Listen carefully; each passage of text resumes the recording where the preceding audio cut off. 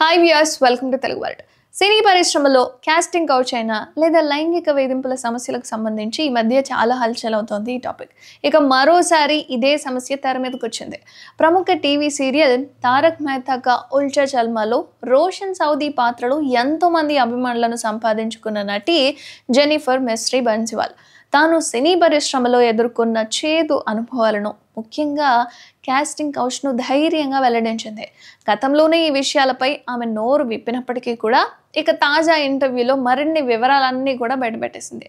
తారక్ మెహతా కా ఉల్టా చల్మా నిర్మాత అసిత్ కుమార్ మోదీ నుంచి తనకు లైంగిక వేధింపులు ఎదురయ్యాయని జెన్నిఫర్ ఆరోపిస్తోంది. 2018లో జరిగిన ఒక సంఘటనను గుర్తు చేసుకుంటూ తాను షో ఆపరేషన్స్ హెడ్ సోహైల్ రమణిపై ఫిర్యాదు చేయడానికి నిర్మాత అసిత్ మోదీ వద్దకు వెళ్ళినప్పుడు తన ఫిర్యాదును పక్కన పెట్టి తన శరీరంపై అసభ్యకర వ్యాఖ్యలు చేశారని చెప్పుకొచ్చింది.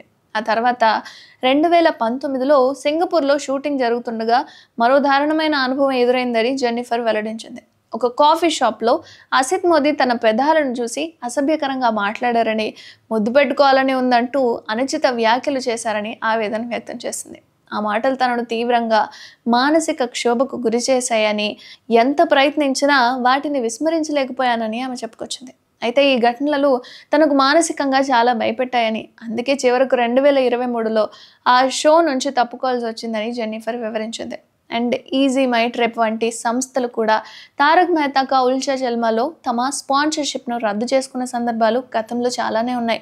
అండ్ సినీ రంగంలో అవకాశాల కోసం ప్రయత్నించే ఎంతోమంది అమ్మాయిలు ఇలాంటి కాస్టింగ్ కౌచ్, లైంగిక వేధింపులకు గురవుతున్నారని, అధికారం ఉన్నవారు తమ పదవులను దుర్వినియోగం చేస్తూ అమాయకులను లొంగదీసుకుంటున్నారని జెన్నిఫర్ మిస్ట్రీ వ్యాఖ్యానించింది. ఇక ఆమె ధైర్యంగా బయటపెట్టిన ఈ విషయాలు పరిశ్రమలో మహిళల భద్రత, పని వాతావరణంపై మరోసారి తీవ్ర చర్చకు దారితీశాయి.